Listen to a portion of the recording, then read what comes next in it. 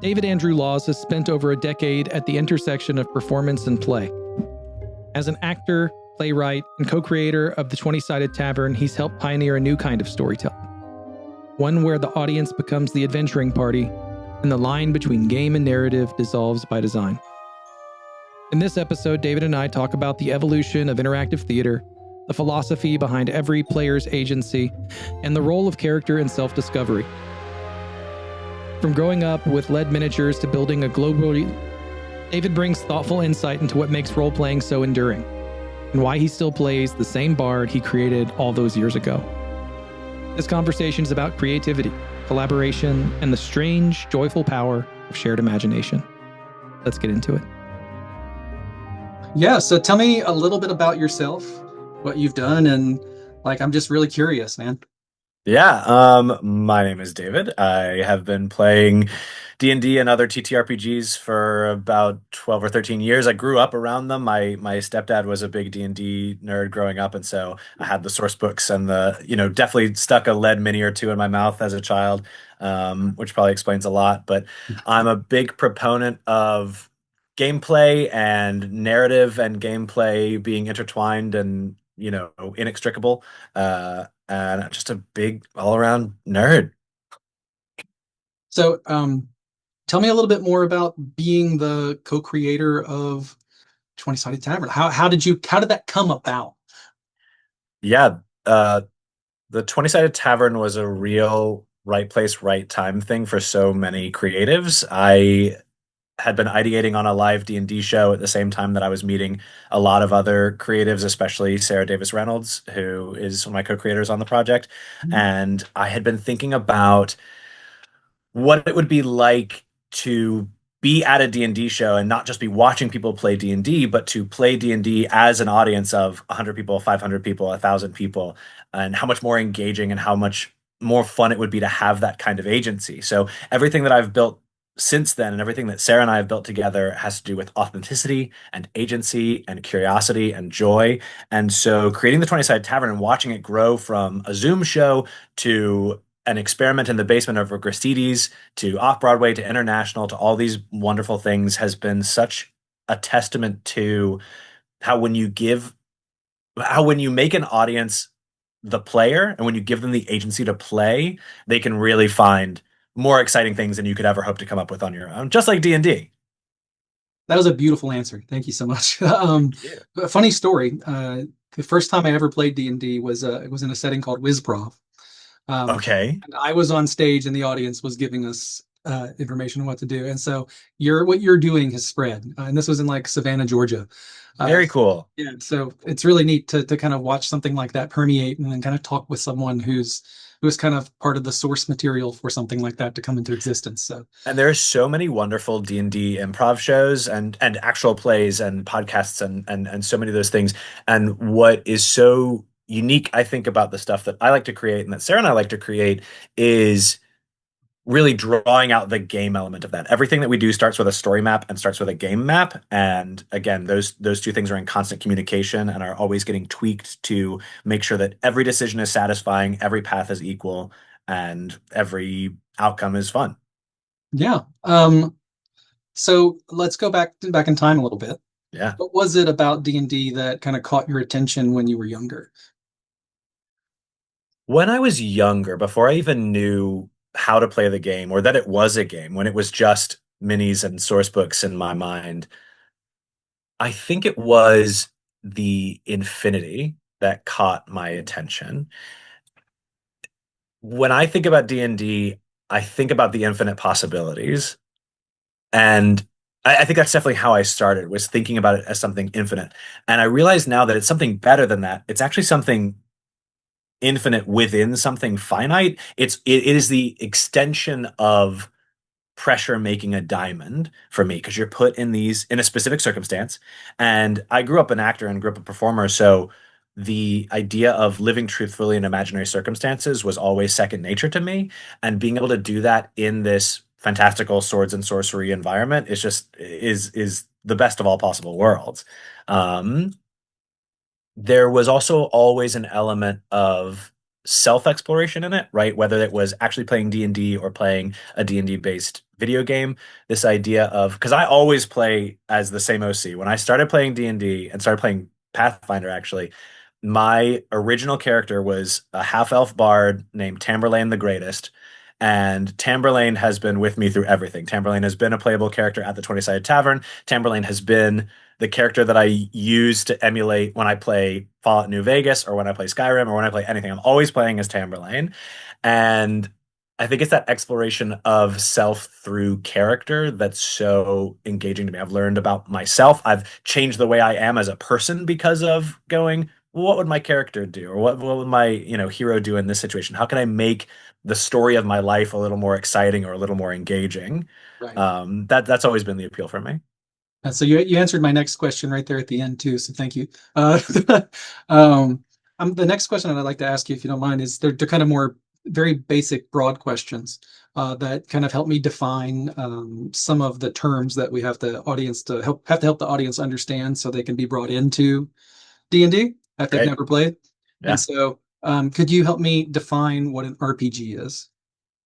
An RPG, a role-playing game, is, to me, a gaming experience where you are given a character or where you establish a character, where you try to make reactions in a set of parameters, both the game parameters and the character parameters. It's one where you go, I would, whether it's true to you, the actual player, you're existing in a world where you go, I'm going to make this choice because it's what my character would do. I'm going to play this way because it's what my character would do. I'm going to grow in this specific pathway because it's what my character would do. That's what an RPG is to me.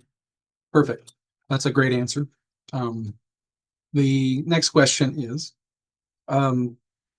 if you were to describe D&D in 3 words, what 3 words would you use? That's a great question. Okay. D&D in 3 words. Not those 3 words not being Dungeons and Dragons. Would be I've had somebody give me that answer before too, so it's fun as well. That's what it stands for. What does Dungeons and Dragons mean to you? It means dungeons and or dragons. The 3 words that I would use to describe D&D are, I think I'm gonna kick myself later if this isn't true, but my gut answer right now, D&D means infinite, joyful exploration. That's Those the are my 3 original words. answer. I like that. Yeah. Let me check my note. I usually don't have to check my notes, but I like that one so much. I'm gonna have to check my notes. Hey.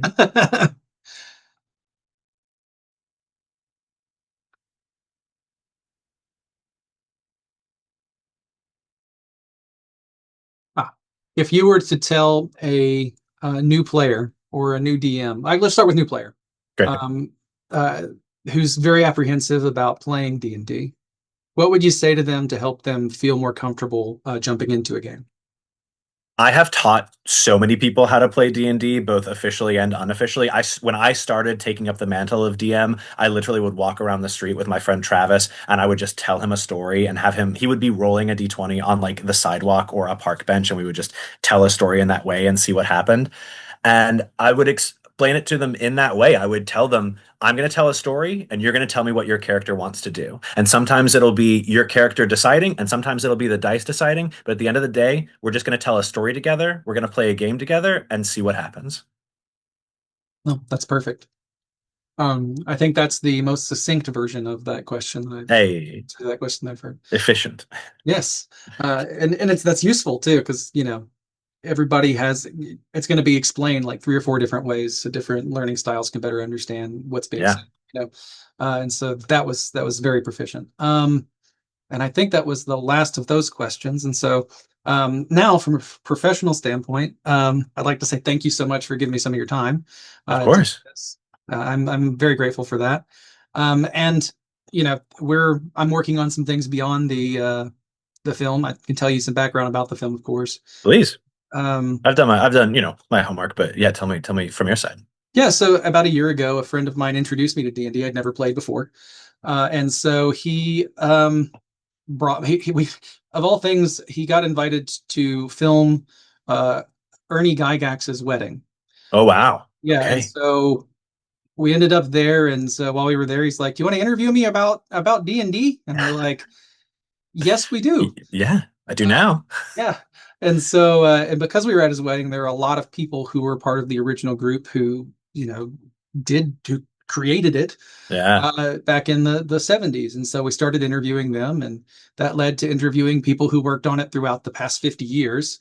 And kind of built this cultural story that is built around community and togetherness, and the through line that this thing creates throughout the course of 50 years, which is that a lot of times you'll create a group and you'll play with them, and you'll play with them your entire life. Yeah, exactly. Right. And so there's a beauty to that I think needs to be kind of exposed to the world, because there are a lot of people who are uncertain about it. Sure. And I've learned that a lot of my friends played and never told me, and I got mad at them because I all right. All the wasted years. Right.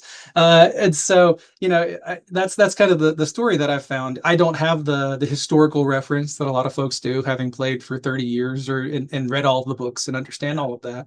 But I do have the lens of someone who's stepping into it for the first time and see how welcoming everybody is. Right.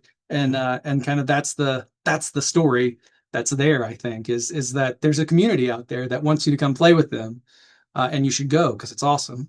Absolutely. And we definitely found that at the 20-Sided Tavern, right? Was this idea of like, we are all a party. And just like sometimes people drop in and drop out, it's the whole D&D community is one big adventuring party. Yep, that's it. Yeah. And it's been really cool to watch that unfold and meet so many incredible people. I mean, I met people who were there for OD&D all the way up to the EP of 5e, right? Yeah. And so there is a really beautiful through line there, I think, that deserves to be told. And Nice. that's what I'm telling.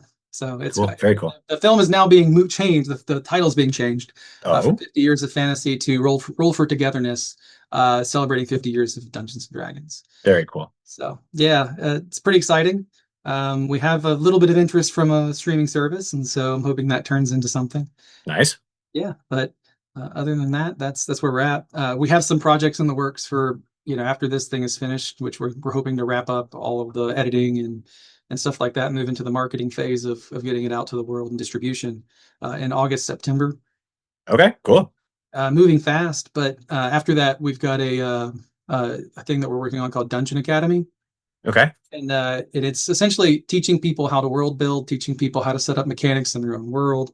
And it's coming from people like you who are experts at that. And so if that's something you'd be interested in, I can send you some documentation about that once I've got Oh, that. definitely. I love that. Again, that's my passion. I've taught everywhere from, I think the youngest is like 6 to, adults who grew up around it but never played it. I'm very passionate about um giving people agency within their own gaming. So yeah. Likewise. Cool. And so yeah, and then of course we've been spent. Have you ever read the Noble Knight games? What is it? Sorry? Noble Knight games. Noble Knight with a K? Yeah. It's ringing a bell, but I can't place anything. So it's probably the world's largest game store. Okay.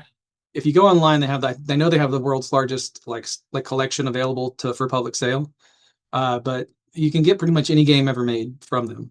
Cool. And so we may do a thing with them where we go and we film some of called very rare games, where we go into like a Pawn Stars type thing, and there's a game that's come in that's worth $30,000. Oh my gosh! And then you bring in an expert to evaluate it and stuff like that. And so if there's ever a opportunity for someone like you to evaluate something like that, would you be interested in me reaching out? Definitely. Yeah, that sounds like a lot of fun. Yep. Nice. All right. Yeah, so that's my professional side. Is there anything that you're working on that you need media services, or know anyone who might need media services? Because that's what I do professionally. Yeah, almost certainly, Chris. I would love to. I'm sort of like in the midst of, I'm about to go out for the summer to understudy Hamlet at a Shakespeare company in Pennsylvania. So that's sort of got my focus for the next 2 months. But after that, I'm always doing like, we're taking like 4 different shows to Edinburgh Fringe next year. I'm always doing weird little clowny stuff. I'm a playwright as well.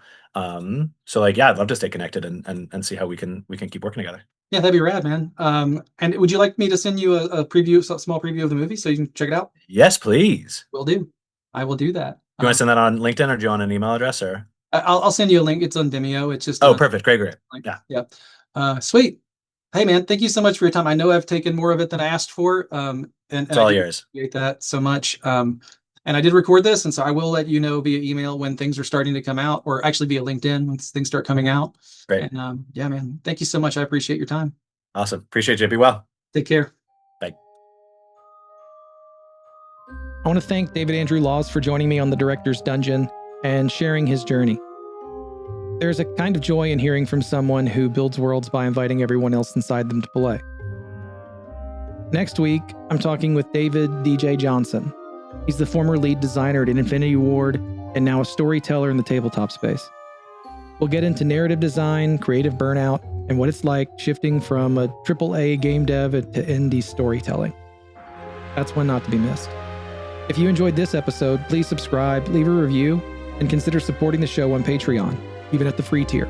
It helps keep the dungeon lit and the stories flowing. Thanks for listening. See you next time.